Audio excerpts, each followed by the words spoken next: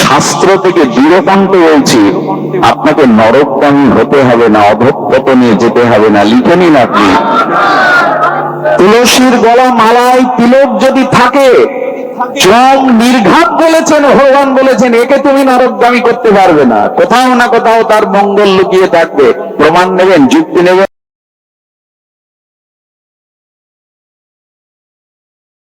এই নিরীদেহ পেয়েছো, মনুষ্য দেহ পেয়েছো, এটা আদ্য, এটা শ্রেষ্ঠ, এটা দুর্লভ, কিন্তু সুলভে পেয়েছো ভগবানের কৃপায়। এখন গুরুদেবকে কান্ডারি না করলে, হরিনাম হরিকথার পালে বাতাস তুলে না দিলে তুমি যে মৃত্যুর ওপারে যেতে পারবে না, ভগবান রাজ্যে যেতে পারবে না। তাই সদ্গুরুদেবের চরণাশ্রয় পূর্বক, কৃষ্ণ মন্ত্রে দীক্ষাদি পূর্বক আপনার দ্বিতীয় কাজ হবে তিনটে জিনিসে নিষ্ঠা। এটা খুব মন দিতে হবে। কয়টা নিষ্ঠা বললাম? ভজন অনন্ত প্রকার, অনেক প্রকার। আমি আপনাদের, মা ঘুমাবেন না, অনেকের ঘুম আসছে, দয়া করে ঘুমাবেন না। তিনটে নিষ্ঠা রেখে দিন। দেখুন, যে যে পদে আছে, যে যে অবস্থানে আছে, ওখানে তার বাহ্যিক বা আন্তরিক অন্তরে কিছু লক্ষণ থাকতে হবে, কিছু প্রকাশ থাকতে হবে। না হলে ওই পদে, ওইখানে তাকে সেইখানে যোগ্য মানা যাবে না। একটু দৃষ্টান্ত স্বরূপ বলি।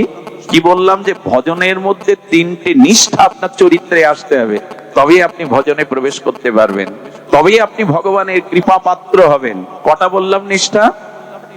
যে যে পদে থাকে তার কিছু নিষ্ঠা দরকার। ধরুন পুলিশ, আচ্ছা পুলিশ যদি ইউনিফর্ম না পরে দাঁড়ায়, মানবেন তাকে লুঙ্গি পরে দাঁড়ালে? চিনতে পারবেন পুলিশ? তার মানে তার বাহ্যিক কিছু লক্ষণ থাকতে হবে। পুলিশের ইউনিফর্মে আবার ওদের র‍্যাঙ্ক লেখা থাকে, থাকে কিনা? এসপি কিনা, এটা লেখা থাকে না? র‍্যাঙ্কও একটা অলংকার তার। এটা হলো তার বাইরের অলংকার।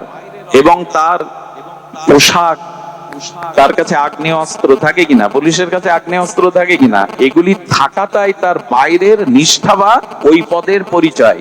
আর অন্তর কিছু পরিচয় আছে, লোকের চোখ দেখলে বুঝবে অপরাধী কিনা, চোর কিনা, ডাকাত কিনা, এই গুণ থাকা চাই কিনা, এবং ওর বীর বিক্রম চাই কিনা, প্রশ্নের পরে প্রশ্ন করে আপনার দুর্বলতাকে ধরবার মতো তার মেধা থাকতে হবে কিনা, হবে কিনা বলুন? এটা তার ভেতরের পরিচয়, পরিচয় কিনা। আচ্ছা, নববধূকে কি দেখে বোঝা যায় যিনি সদ্য বিবাহিত পরিণত নববধূ? বোঝা যাবে তার হাতে মেহেন্দি থাকবে, পায়ে আলতা থাকবে, সিঁদুরটা নতুন দিচ্ছে তো একটু বেশি দেখা যাবে, তাই না? তার হাতে পালা থাকবে, শাখা থাকবে, এগুলো একটি বিবাহিত পরিণত পরিণীতা আর কুলবধূ প্রেয়সীর চিহ্ন। আর তার ভেতরের নিষ্ঠা কি? একটা বাইরের, একটা অন্তরের। দেখে দাও, ঘুমায় না, সামনে ঘুমালে বড় কষ্ট হয়। সুধীজন, একটু ধ্যান দিন। আচ্ছা, নূতন বিবাহিত আর এই যে নূতন বিবাহিত হয়ে আপনার ঘরে যে নূতন বধূ এসছে, এর কিছু বাহ্যিক লক্ষ্য থাকবে না? মুখে একটু লজ্জা রাঙা থাকবে, মেহেন্দি হাতে থাকবে, সিঁদুরটা চকচক করবে, হাতে নূতন শাখা, পায়ে আলতা, এগুলি তো বলে দেয় এই নূতন বধূ। আর তার ভেতরের লক্ষণ কি? ভেতরের লক্ষণ হলো আবেগ, স্বামীর প্রতি কিছুটা একটু আন্তরিক ভালোবাসা, পরিবারের সবার প্রতি শ্রদ্ধা, যেটা প্রথম থাকে কিনা, এটা ভেতরের লক্ষণ। আর একটা বাইরের লক্ষণ। এখন আপনি ভজন করে ভক্তি জীবনে এসছেন, আপনারও দুটো লক্ষণ থাকতে হবে, নিষ্ঠা তিনটে থাকতে হবে। আমি দুটো বলি, বেশি সময় পাবো না। দুটো লক্ষণ যদি থাকে আপনার, আপনি ভগবান রাজ্যে এসেছেন, আপনি ভগবান ভজন শুরু করেছেন। এ বাবা, আপনি ভগবান রাজ্যের অধিকারী হয়েছেন। সুধীবৃন্দ, এই জন্য এই দুটি নিষ্ঠা, তিনটে নিষ্ঠা বৈষ্ণবের থাকতে হবে, ভক্তের থাকতে হবে। প্রথম নিষ্ঠাটি হলো, শাস্ত্রে বলছেন হরি নামে নিষ্ঠা। আচ্ছা, যে যাকে ভালোবাসে তার কথা কেউ বললে কানে এলে ভালো লাগে কিনা আপনার? কিছু মনে করবেন না, বাহ্যিক কথা। একটা ছেলে সাইনবোর্ডে 10-12 বার পড়ছে সাইনবোর্ডটা। আমি তাকে বললাম, সাইনবোর্ড এতবার পড়ছো কেন? বললো, দাদা কিছু মনে করবেন না, আমি যাকে ভালোবাসি তার নামটা এখানে লেখা আছে।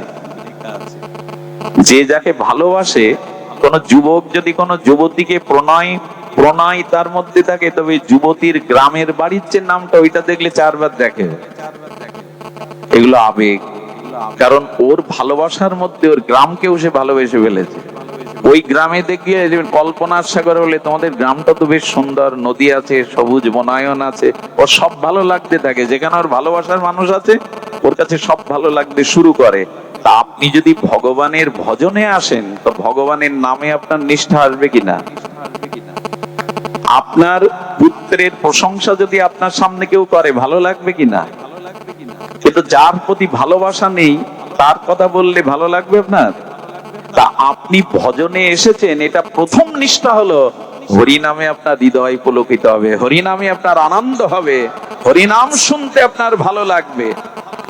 এটাই আপনার ভালো না বাসলে তার কথা ভালো লাগে, তার নাম ভালো লাগে। আরে কিছু মনে করবেন না, এখন ভালোবাসলে হাতে কি করে কি দেয়, ওটা খোদাই করে দেয়, রক্ত দিয়ে লেখে তার নাম। ভালোবাসা আছে বলেই তো বুকে হাতে ওইগুলো লেখেছে। এবার বিড়ম্বনা, এখন জগতে এগুলো বিড়ম্বনা, হাতে লেখে। ভগবানকে ভালোবাসলে আপনার প্রথম ভজন নিষ্ঠা ধরা পড়বে তার নামে। আপনার নিষ্ঠা আসবে, ঘুম পাবে না, আপনার নিদ্রা আসবে না। এই নামে নিষ্ঠাটা কোথায়? এখানে রাগ রাগিনী শোনা, এই বেহালাবাসীতে রাগ রাগিনী বিরাম নাম শোনা? বলো না, মহাপ্রভু বলেছেন নামে নিষ্ঠা তখনই বোঝা যাবে তোমার যখন সংখ্যাপূর্বক দিনে তুমি কিছুটা নাম জপ করবে।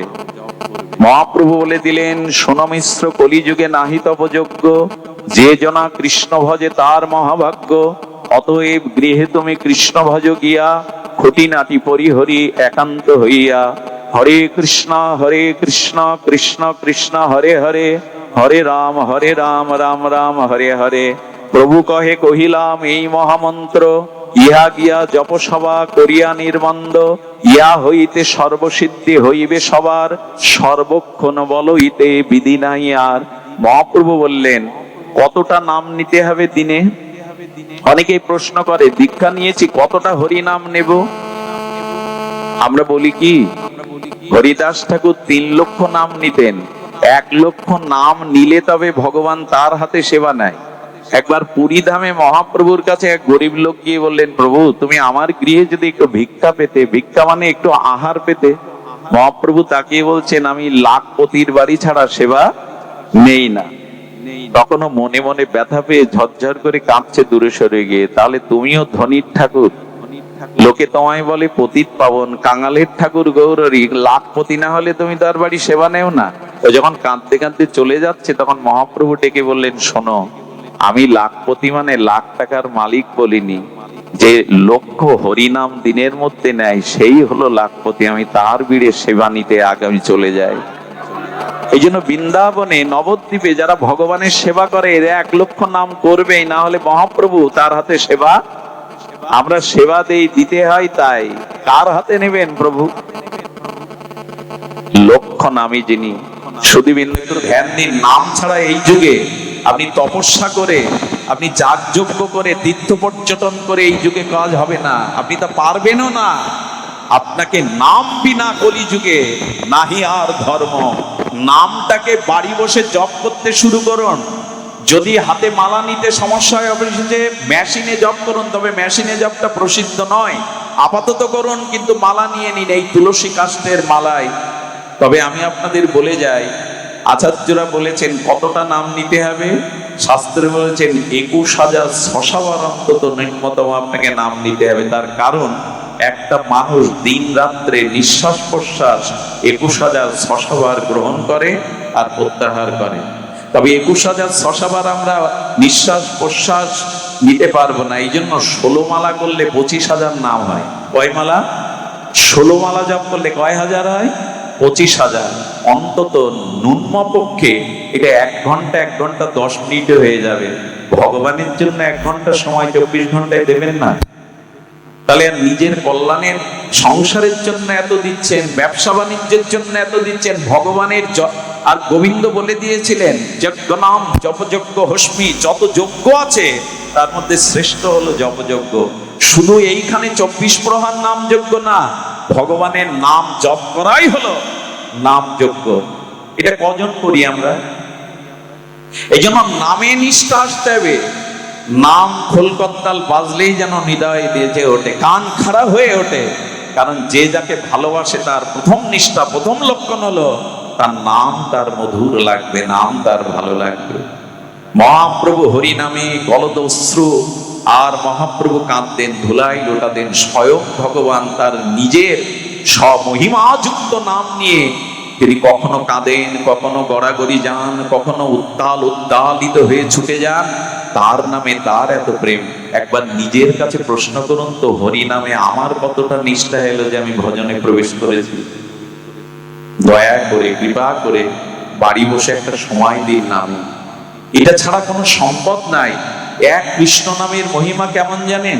সূর্য গ্রহণে যদি 1 কোটি গাভী দান করেন, যেটা কল্পনাতেও সম্ভব না, গ্রহণকালে যদি 1 কোটি দুগ্ধবৎসল গাভী দান করেন, সুমেরু পর্বতের ন্যায় যদি কোনো সোনা দান করেন, আর যদি কোটি কোটি অশ্বমেধ যজ্ঞও করেন, এক কৃষ্ণ নামের তুলনায় তার শত সহস্রের 1 ভাগও না। যদি সূর্যগ্রহণকালে 1 কোটি গোদান করেন, আর যদি তীর্থে 1 কল্পকাল বাস করেন, প্রয়াগে গঙ্গার তীরে 1 কল্পকাল যদি বাস করেন, সুমেরু পর্বত সম সুবর্ণ দান যদি অন্যকে দেন, তবে একটা কৃষ্ণ নামের 1000 অংশের 1 অংশও হবে না। সেই নাম দিন চলে গেল, জিহ্বা পেলাম, বললাম না। দিবস যামিনী আবোল তাবোল, কত পাঁচাল পাড়িতে পারো, তার মাঝে একবারও কি রাধা মাধব বলিতে নারো। কিছু মনে করবেন না, হোঁচট লাগলে, হাই তুলতে গেলে, একটু আড়ামোড়া খেতে গেলে ভগবানের নামটা অভ্যাস করে দিন। হা রাধে বলে দিন না, ওই নাম হয়ে যাবে। আমরা বাবা গো মা গো বলি, কি বলি? মুসলিমদের দেখেছি হা রাধে এরকম একটু বলা শুরু করুন, ওই নাম একবার বললেই আপনার সারাদিনের কোথাও না কোথাও চিত্তে ওই নামের মাধুর্য রেগে থাকবে। সুধীবৃন্দর, একটা জিনিস বলি, এই নিষ্ঠাটা দরকার। 3টে নিষ্ঠার মধ্যে এক নাম নিষ্ঠা। আমার হাতে সময় নেই, এই জন্য দ্রুত বলে যায়। দ্বিতীয় নিষ্ঠাটি হলো তুলসী নিষ্ঠা। আচ্ছা, আজ পর্যন্ত দেখেছেন ভাগবত পাঠে তুলসী বিন্দাজি নেই? বিন্দাজি না থাকলে সেখানে ভাগবত হবে না। এই তুলসী হলো দ্বিতীয় নিষ্ঠা। তুলসীতে নিষ্ঠা না হলে আপনার ভজন, আপনার প্রেম ভক্তি হবে না। খুব ধ্যান দিতে হবে। তুলসীতে আমাদের গৃহে গৃহে আছে। আচ্ছা, আপনি 56 ব্যঞ্জন রান্না করলেন, 64 মন্ত্রের ভোগ করলেন, ওদের তুলসী না দিলে গোবিন্দ নেবে? 56 ব্যঞ্জন, 64 মন্ত্রের ভোগ, অথচ তুলসী দিলেন না। শুনে রাখুন, 1 গ্লাস ভগবানের পানীয় জলে তুলসী না দিলে ওটা রাধারানী নেবে না। গ্রহণ, তুলসীবিহীন কোন বস্তু ভগবান গ্রহণ করবে না। তাহলে তুলসী ছাড়া এই দেহটাও ভগবান গ্রহণ করে কি করে? তুলসী ছাড়া এই দেহটাও ভগবান গ্রহণ করে কি করে? পৃথিবীতে শুনে রাখুন, মৃত ব্যক্তির চিতাতে যদি 1 টুকরো দেহ রাখে, যে তুলসী গাছটা প্রকৃতির নিয়মে শুকিয়ে যায়, আচ্ছা দেহ রক্ষা করে, ওই শুকনো তুলসী কাঠকেও মারা গেলে 1 টুকরো চিতায় দিয়ে দেবেন। অনন্ত পাপ ভস্মিত হয়ে সে ভগবান চরণ পাওয়ার অধিকারী রাখে।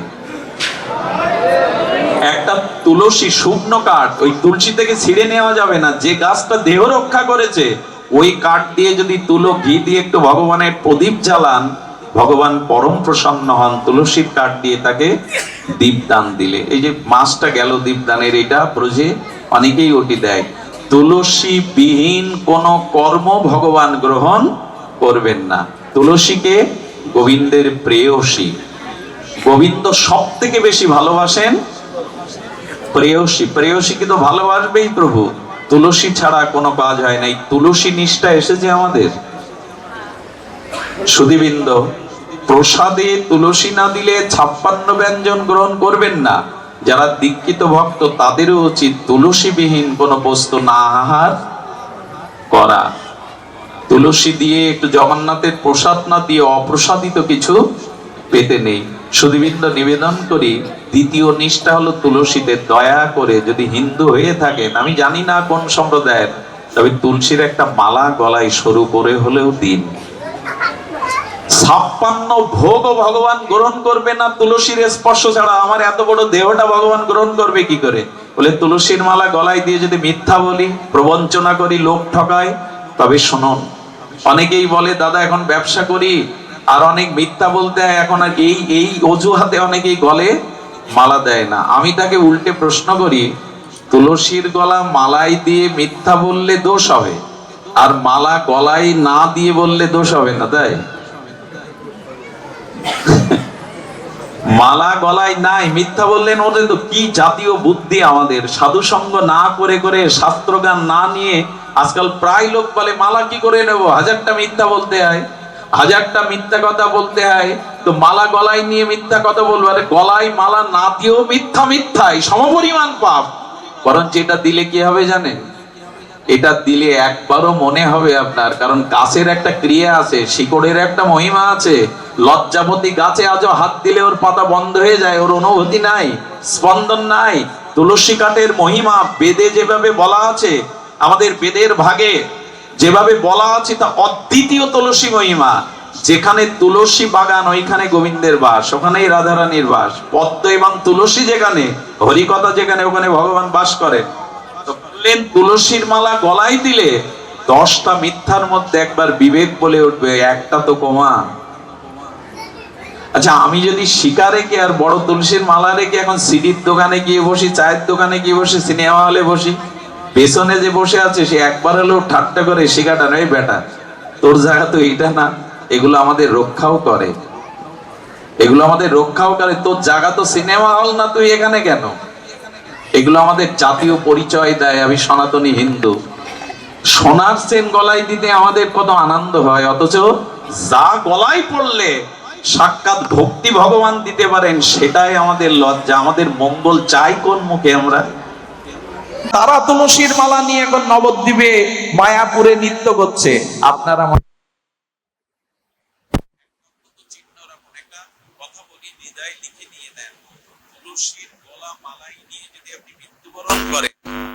আমি শাস্ত্র থেকে দৃঢ়কণ্ঠ বলছি, আপনাকে নরকগামী হতে হবে না, অধঃপতনে যেতে হবে না। লিখে নিন আপনি, তুলসীর গলা মালায় তিলক যদি থাকে, চরম নির্ঘাত বলেছেন ভগবান, বলেছেন একে তুমি নরকগামী করতে পারবে না। কোথাও না কোথাও তার মঙ্গল লুকিয়ে থাকবে।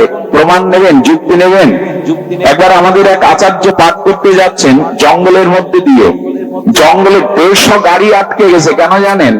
সরকারি সিল মারা একটা গাছ রাস্তার উপরে পড়ে গেছে, সরকারি সিল দেওয়া। আচ্ছা, ওই গাছ আপনি হাত দিতে পারবেন প্রশাসনের অনুমতি ছাড়া? রাস্তার ধারে যেসব সরকারি গাছে সিল দেওয়া থাকে, নাম্বার দেওয়া থাকে, ওটা ওদের প্রশাসনের অনুমতি ছাড়া কাটলে আপনাকে জেলে যেতে হবে। এক বাবাজি বলছেন, উনি পাঠ করতে যাচ্ছেন, বলে বা এই তো পেয়ে গেছি যুক্তি। সরকারি সিল থাকলে যদি 150 গাড়ি আটকে থাকে, 1000 মানুষ রাস্তায় আটকে থাকে, প্রশাসনের লোক অনুমতি না দিলে গাছ সরানো যাবে না। ভগবানের সিল তুলসীর মালা তিলক থাকলে জম্বা আমাকে সরাতে আসবে কোন কাজে? অধঃপতন অন্তত হবে না। এগুলিতে বিশ্বাস আনুন। এত যুক্তি তর্ক ভালো না, এত বিতর্কের মধ্যে পড়লে আর ওঠা যাবে না। সব বিষয়ে তর্ক আনতে যাবেন না, কিছু জিনিস বিশ্বাস করে মেনে নিন।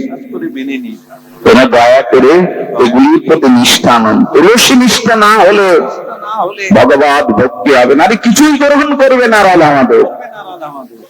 সকালবেলা উচিত কি জানেন? তুলসীকে একটু জল সিঞ্চন করা। আর তুলসীর 9 ভাবে সেবা হয়। তুলসী দর্শন, তুলসী স্পর্শন, শ্রাবণে তুলসী, শ্রাবণে আষাঢ়ে রোপণ, তুলসী সংরক্ষণ যাতে পাতা খেয়ে না যায়, আর তুলসী চয়ন, গোবিন্দ চরণে পূজন, আর তুলসী আরতি, তুলসী পরিক্রমা। এইভাবে 9 ভাবে যে তুলসী শরণ নেয়, কি বলা হয়েছে? যে তোমার শরণ নেয় তার বাঞ্ছা পূর্ণ হয়। এটি শুধু গাওয়ার গাওয়া, গীতিকারের গান, গান না, এগুলি ভজন। যে তোমার শরণ লয় তার বাঞ্ছা পূর্ণ হয়। শুনে রাখুন, ব্রহ্ম হত্যা, পিতৃ হত্যা, মাতৃ হত্যা, পৃথিবীতে জ্ঞাত অজ্ঞাত সারে যত পাপ আছে, তুলসীকে 4 বার প্রদক্ষিণ করে প্রণাম করলে সেই পাপ নিষ্কৃত হয়ে যায়। জানি কানি চা ব্রহ্ম হতানি তানি চা তানি তানি প্রণশ্যন্তি প্রদক্ষিণ পদে পদে। তুলসীকে 4 বার প্রদক্ষিণ করে যদি কেউ প্রণাম করে, জানি কানি চ পাপানি ব্রহ্ম হতানি কানি চ কানি তানি প্রণশ্যন্তি প্রদক্ষিণ পদে পদে। ভগবত বলেছেন তুলসীকে পরিক্রমা করলে ব্রহ্ম হত্যা আদি সব হত্যা সমস্ত অপরাধ মুক্ত হয়ে সে ভগবানের চরণ পেয়ে যায়। এটা গল্প গুজব ভাবতেন না, এটাই শাশ্বত সত্য। হলো পরিক্রমা করতে হবে কেন? বলে জন্ম জন্মে তুমি জন্ম মৃত্যু চক্রে পাক খাচ্ছ, যদি তুলসীকে পরিক্রমা করতে পারো তাহলে এই পাক আসা যাওয়ার পথ হয়ে যাবে তোমার। তৃতীয় হলো বৈষ্ণব সেবাতে নিষ্ঠাধীন। তৃতীয় কি? অনন্ত ভজনের মধ্যে এই তিন নিষ্ঠা। আপনি ভক্ত হলে ভজনে আসতে হবে। তৃতীয়টা কি? বৈষ্ণব সেবা ব্যতীত আজ পর্যন্ত কেউ নিস্তার পায়নি, প্রেম ভক্তি পায়নি। তাই ভগবানের থেকে, ভগবানের সেবার থেকে শুদ্ধ ভক্ত বৈষ্ণব বা শুদ্ধ ভক্তের সেবার প্রতি আরো দৃষ্টি দিতে হবে। যে গৃহে বছরে দুটো বৈষ্ণব সেবা হয় না, একটু হরিনাম হয় না, ওটা শ্মশান ধরি। ওখানে প্রাচুর্য আছে কিন্তু শান্তি নাই, অভিশাপ বিরাজ করে সেখানে। তাই সামর্থ্য থাকলে আয়ের একটা অংশ ভক্ত সেবাই দিতে হয়। পৃথিবীতে সেবার থেকে বড় ধর্ম আর সেবাই। দেখুন, ভগবান প্রসন্ন হয় সেবাতে, ভক্ত সেবাতেই ভগবান প্রসন্ন হয়। ভগবান বললেন আমার সেবা যে করে সে আমার ভক্ত না, আমার ভক্তের যে সেবা করে সে আমার ভক্ত।